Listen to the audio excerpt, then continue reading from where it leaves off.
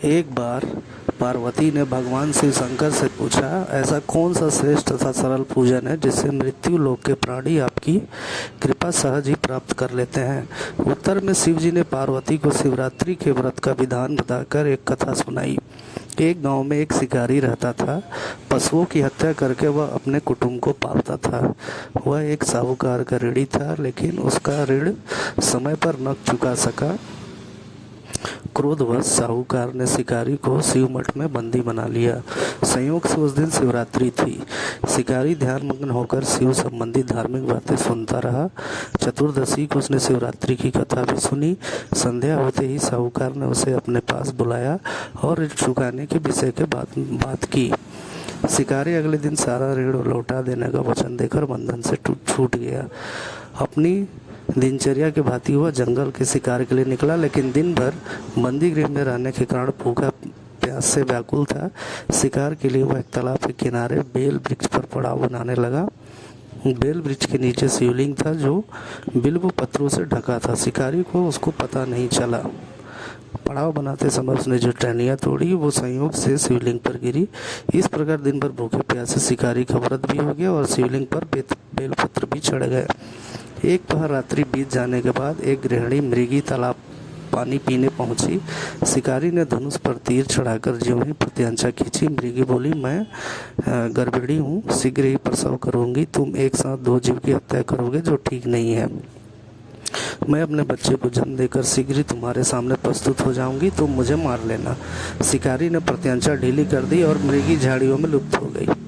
कुछ देर बाद ही मृगी उधर से निकली। शिकारी की प्रसन्नता का ठिकाना न रहा। समीप आने पर उसने धनुष पर बाण चढ़ाया। तब उसे देख मृगी ने विनम्रता पूर्वक निवेदन किया कि हे पारधी, मैं थोड़ी देर पहले ही ऋतु से निर्मित हुई हूँ, कामातुर विरहिणी हूँ, अपने प्रिय की खोज में भटक रही हूँ। मैं अपने पति से मिलकर शीघ्र ही वापस आ जाऊंगी।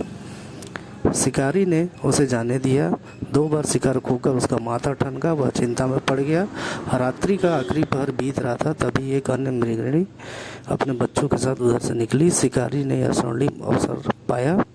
उसने धनुष पर तीर चढ़ाकर देर न लगाई और तीर छोड़ने ही वाला था कि वह मृगी बोली, हे पारधी, मैं इन बच्चों को पिता के हवाले करके लौट आऊंगी। इस समय मुझे मत मार। शिकारी हंसा और बोला, सामने आए शिकार को छोड़ दूं? मैं ऐसा मूर्ख नहीं। इससे पहले 2 बार अपना शिकार खो चुका हूँ। मेरे बच्चे भूखे प्यासे तड़प रहे होंगे। उत्तर में मृगी ने कहा कि जैसे तुम्हें अपने बच्चों की ममता सता रही है, ठीक वैसे मुझे भी है, इसलिए सिर्फ बच्चों के नाम पर थोड़ी देर के लिए जीवन दान मांग रही हूँ। हे पारदी, मेरा विश्वास कर, मैं इन्हें इनके पिता के पास छोड़कर तुरंत लौट आऊंगी। मैं प्रतिज्ञा करती हूँ। मृगी की दीन स्वर सुनकर शिकारी को उस पर दया आ गई। उसने उस मृगी को जाने दिया। शिकार के अभाव में बेल वृक्ष पर बैठा रहा। शिकारी बेलपत्र तोड़कर नीचा फेंकता जा रहा था। पौ फटने को हुई, तब एक मृग उसी रास्ते में आया। शिकारी ने सोच लिया कि इसका शिकार वह अवश्य करेगा। शिकारी की तनी प्रत्यंचा देखकर मृग विनीत स्वर में बोली, हे पारदी, यदि तुमने मुझसे पूर्व आने वाली इन 3 मृगियों के छोटे छोटे बच्चों को मार डाला है तो मुझे भी मारने में विलम्ब न करो, ताकि उनके वियोग में मुझे कुछ भी दुख सहना नहीं पड़ेगा। मैं उन मृगियों का पति हूँ। यदि तुमने उन्हें जीवन दान दिया है तो मुझे भी कुछ क्षण जीवन दान देने की कृपा करो। मैं उनसे मिलकर तुम्हारे सामने उपस्थित हो जाऊंगा। मृग की बातें सुनकर शिकारी पूरी रात घटनाक्रम घूम गया। उसने सारी कथा मृग को सुना दी। तब मृग ने कहा, मेरी पत्नियां जिस प्रकार प्रतिज्ञाबद्ध होकर गई हैं, मेरी मृत्यु भी अपने धर्म का पालन करेगी। अतः जैसे तुमने उन्हें विश्वास पत्र मानकर छोड़ा है, मुझे भी छोड़ दो, मैं आ जाऊंगा। उपवास, रात्रि जागरण तथा शिवलिंग पर बेलपत्र चढ़ाने से शिकारी की हिंसक हृदय निर्मल हो गया।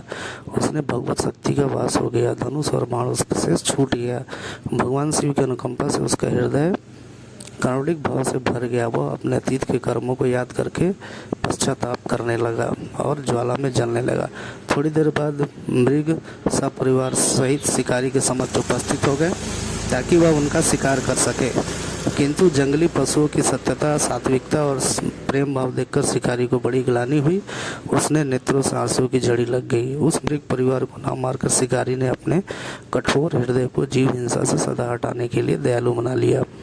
देवलोक से समस्त देव समाज भी इस घटना को देख रहे थे। घटना की परिणति होते ही देवी देवताओं ने पुष्प की वर्षा की, तब शिकारी तथा मृग परिवार को मोक्ष प्राप्त हुआ। इस कहानी से हमें ये शिक्षा मिलती है कि भगवान शिव का अगर सच्चे मन से ध्यान किया जाए तो सभी मनोकामनाएं पूर्ण होती है, जैसे शिकारी को मिली।